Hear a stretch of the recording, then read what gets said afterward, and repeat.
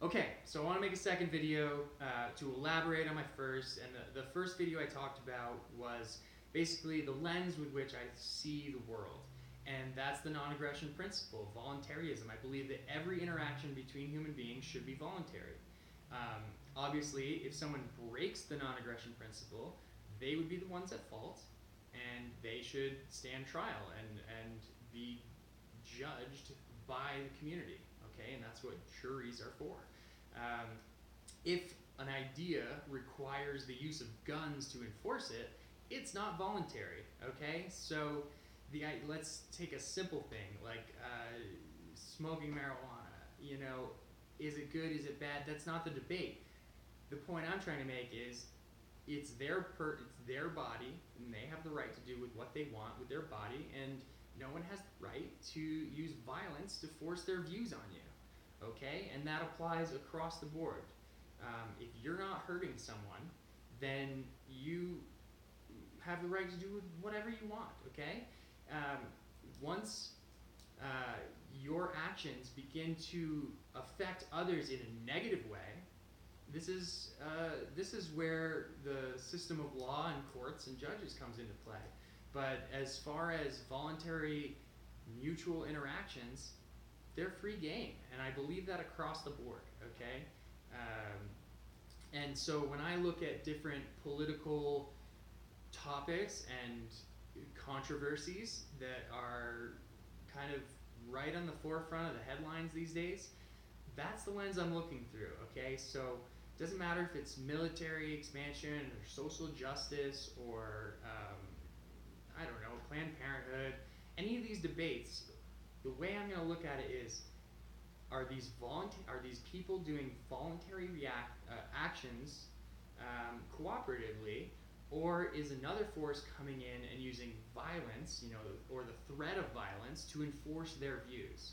Okay, and what I see is a lot of Democrats trying to force their views on the rest of the country. Okay, when Obama was elected, he forced through the Obamacare protocols, and whether they're good or bad, for better or worse, if you have to force that idea, it's probably not a good idea, and you need to go back to the drawing board. Okay, and now we have the Republicans who are forcing through corporate tax cuts and forcing through all sorts of other laws. And again, if you have to force it through, it probably needs to be edited. Okay, and so that's the lens I'm looking through.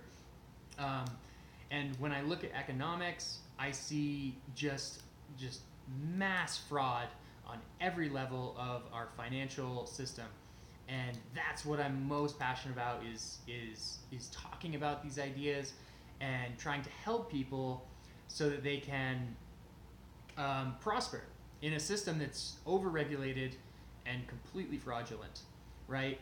So when it comes to markets, these are things I've been studying since, I don't know, about 10 years, reading every book that Warren Buffett recommends, reading every book that Amazon, hey, you read this, try reading this, and just numerous textbooks. I'm talking like 1,500 page textbooks written in 1930 about how to analyze the markets and all of that, to now I study a lot of psychology of markets, and I'm reading a book called The Madness of Crowds, and how people just get swept up in these crazy ideas, right? And so these are the things I want to talk about.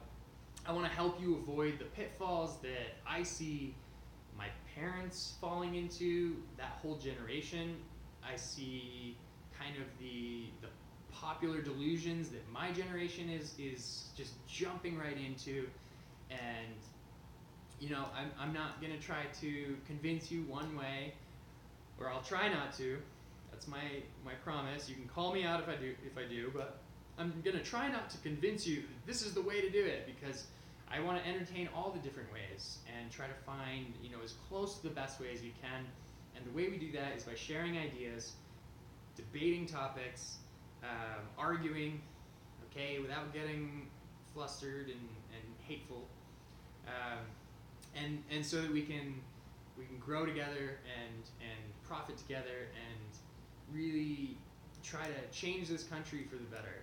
I'm legitimately worried for the future of the United States. I'm legitimately worried for it because I study history, you know. And if you study history, you see the same patterns that we're doing right now, and we see, you know, the same patterns like in Rome, you know, where they started coin clipping and then creating coins out of lesser, you know, like tin and copper and devaluing the currency. And that's what we have right now, okay? The Federal Reserve put $500 billion into the stock market, the repo market, the treasury market in December alone. $500 billion in 1 month they put into the market to keep it alive. Okay, that's not a sign of a healthy system. And even if it was, who owns the Federal Reserve, right? Go to their website. They're paying profits to dividends, okay? What do they get profits on?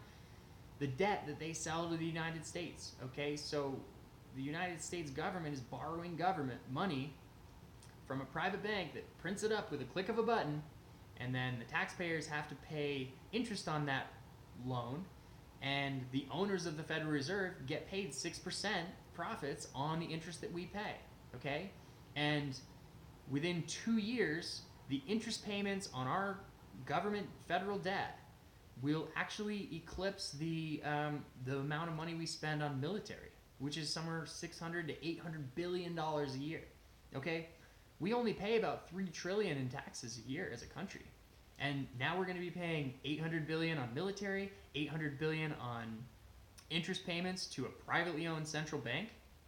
Okay, the whole system is fraudulent, and I consider it my personal duty to help share this information because it's destroying America. And we're going to get into that, and we're going to talk about how destroying the economy through destroying the currency value is exactly how all of the major empires in history have collapsed, really, and also how it sets the economic stage for the rise of power of dictators, be they communist, fascist. I mean, the Nazi movement was National Socialism, okay? But all of that was the result of collapsing currencies due to exponentially exploding debt loads. Okay, and so this is what I'm really passionate about. I'm really excited about it.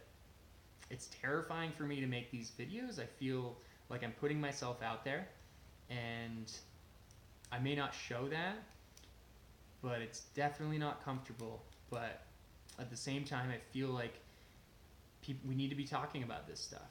Right now, I mean, everyone's talking about red versus blue in this country, and we need to be talking about who's pulling the strings behind the scenes, who's destroying our currency, and what that's going to do and what it has done to the political landscape, okay?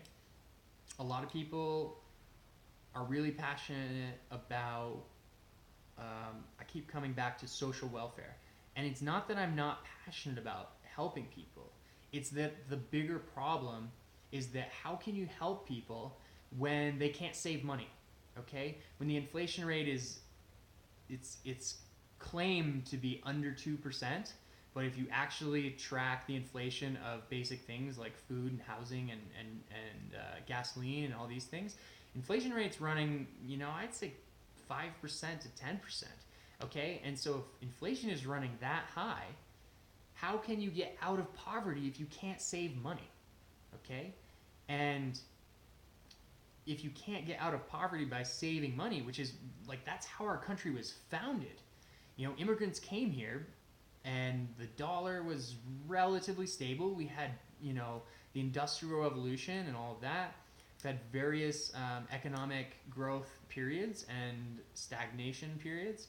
And, but over time, you know, the dollar was used, it was like savings, okay? And by saving money, you could invest in things and grow yourself passive income and that kind of things.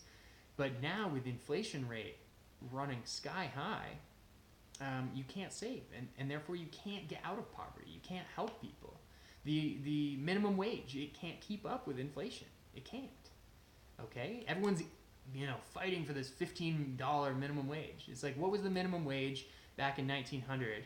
About 1 silver coin. Minimum wage right now, if it was 1 silver coin, would be about $17. Okay, that's an inflation gauge, okay? When a piece of silver back in 1900 would cost, way cheaper, okay? An ounce of gold would buy you about, a nice suit back in 1910, it'd be a really nice custom tailored suit. Well, the same thing goes today. It's about, a really nice custom tailored suit is going to run you $1,500 to $2,000. And so that's how we can measure inflation. And there's no possible way, I'm going to make this so clear, there's no possible way to help Americans get out of poverty, get to the middle class, or grow past the middle class in a society where the inflation rate is increasing faster than the production capacity of the country, okay? And we can talk more about this, but US GDP has been flat. It's been negative, actually. If you take out government spending, US GDP has been negative for 5 years. Meanwhile, since 2009, the Federal Reserve has doubled the M2 money supply. So while GDP is flat and going down, and the productivity of this country is going down, the amount of money circulating has doubled. Who's getting that money? Is it you? Is it me? Like, it's not. It's the people who are friends with the central bank. It's the people who are getting government contracts. They get the money first, and then it has its full value. Once they spend it, then the value, decreases as it enters the money supply, and that generates the inflation over time. And I mean, like I said, last month, $500 billion. They're going to pull some of that out of the market, but the levels of debt in the system are so unsustainable that we're not going to be able to get out of this. Okay, so that's what we're going to talk about in future videos. We're going to talk about how the Federal Reserve and the banks and the government are driving the economy specifically to benefit themselves at the expense of the U.S. population. Okay, and this I'll refer to many times as privatized profits with socialized costs. Okay, so talking about an example of that would be 2007. Did any banker go to jail? No, they made bonuses. They made millions of bonuses. I mean, even the CEOs of Lehman and Bear Stearns, I mean, they made out $20-50 million bonuses. But at the same time, the costs of their companies failing was paid by the U.S. government. You and me. Okay? That's privatized profits and socialized costs. And that's happening at an extent that we've never seen before. Okay? The amount of debt that the corporations have right now is so unsustainable that that's why the Federal Reserve had to step into the repo markets, because no bank would lend each other money. They don't even trust each other. And without that injection of money, the entire financial system would have collapsed last month. Okay? And obviously I'm passionate about this, so that's what we're going to keep talking about. Stay tuned for more videos, and thanks for tuning in.